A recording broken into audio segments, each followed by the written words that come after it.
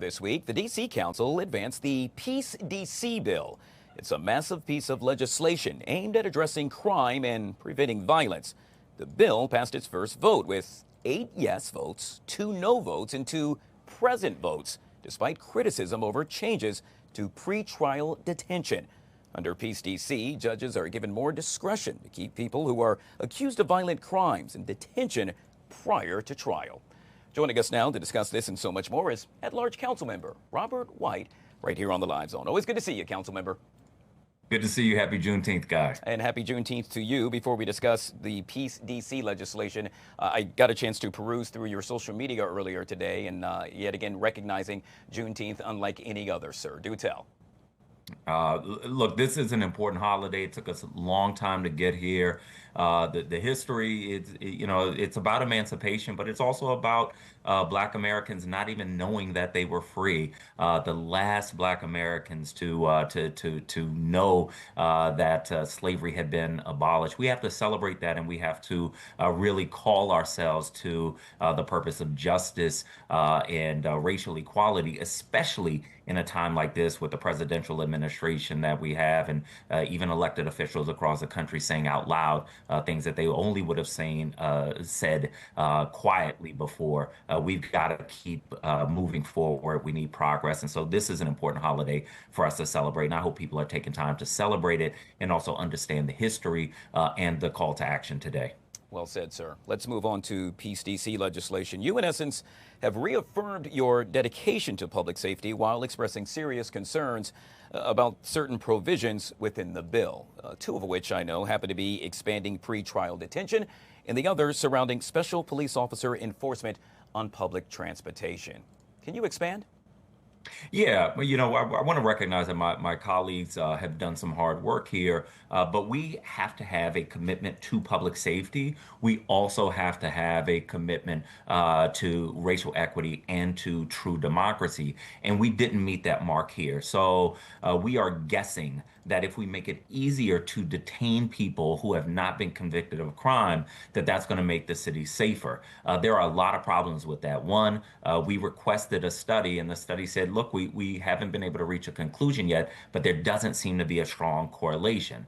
We also know that Black people are over incarcerated, that DC jail is in a terrible condition, that our juvenile jail is over capacity, that the lawyers who represent people who commit crimes are understaffed by 30%, that judges are almost 20% short in DC, which means it'll take longer to get to trial. And already without this law, over half the people convicted or charged with crime are held. So there's no evidence that this is going to make us safer. The only evidence that we have is that it's going to result in more innocent Black people being locked up, and we can't be okay with that. And so if I may ask, as the bill currently stands, will you vote in favor of it? I cannot vote in good conscience in favor of this bill right now. I'm going to try to work to my colleagues to move it to a better place. I recognize that in the legislative process, there are wins and losses, and then sometimes there are compromises. That's what we have to do. So if I can find a way to make this bill better, I'm going to. But to vote for something that's going to result in more incarceration of innocent Black people without any evidence that it's going to make us safer, I just can't do that. And I don't think we should. Moving on, we know that D.C. Mayor Muriel has introduced emergency legislation last week that would impose an 11 p.m. curfew on people ages 17 years and younger. Councilmember White, I live in the Navy Yard, and I have been made privy to the recklessness, if you will, with regard to some of the actions that the youth has been a part of. And so I would assume this is, in essence, a way to combat that, to deal with that directly. I'm curious, your take on this. I support this measure. I think we have to move away from this narrative that everybody is either, quote unquote, soft on crime or tough on crime. The reality is most of us are trying to figure out what's right because we have to keep our city safe. Our young people are, as we say, wilding out at Navy Yard and some other places. And we've got to ask, like, where are the parents? I have young kids. They're not going to be out at 11 o'clock causing trouble. But we have to put a curfew on to keep our kids safe.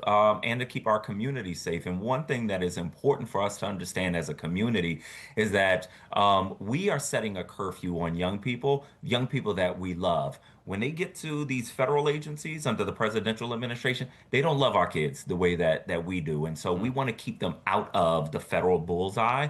We want to start to correct their actions and make sure young people know you can't just go into a neighborhood, start running into stores, jumping on tables. We can't do that. So unfortunately, I think we need a curfew right now. And I hope our young people see this as a call to action for themselves. You made mention of love, and speaking of love, you plan to spread the love unlike any other. I'm talking about the Men's Wellness Day, Brother to Brother. You see it right there on your TV screen, set to get underway Saturday, June 28th, 1 p.m. until 5 p.m. It all surrounds mental health awareness. That's right. We don't talk enough about mental health, especially as Black people and Black men in particular. You know, I'm a Black dad. This is a tough time. We're holding a lot, and we need to share best practices, resources. We need to start to normalize these conversations. So we have some really exciting guests. I hope brothers will come out. And when I say brother, I mean all of us. Don't matter your skin color or complexion, what have you. We all need this. So come out to Eaton Hotel Saturday the 28th. There'll be a lot of folks that you know and recognize, a lot of great resources and opportunities to support each other. All right, Councilmember Robert White, truly appreciate your time, sir. Thank you so much for coming on the show. And yet again, happy Juneteenth. Thanks, Guy. Good to see you. No doubt. All right, guys, we'll take a quick break. We'll be right back.